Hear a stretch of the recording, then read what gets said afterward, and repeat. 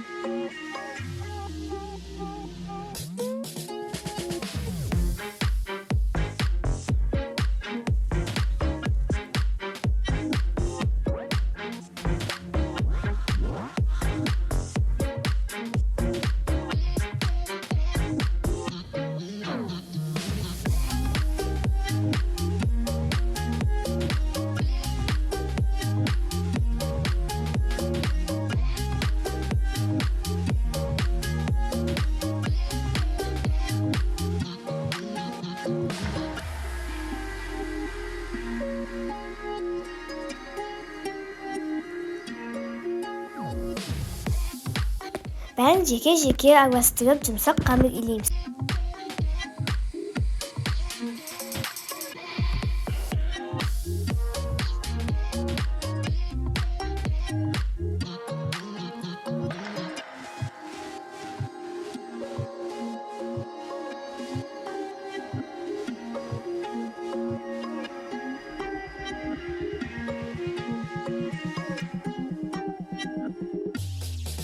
Дайын болған қамырымызды 20 минутқа қойып қоямыз.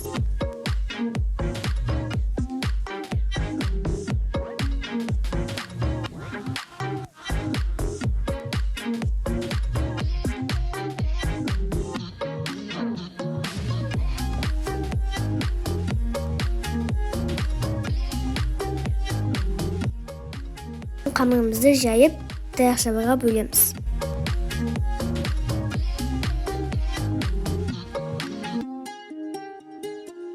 Сонда қызып тұрған майға қуырып аламыз.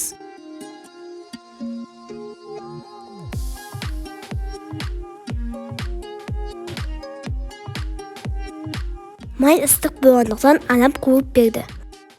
Өте дәмді болып шықты, ас болсын.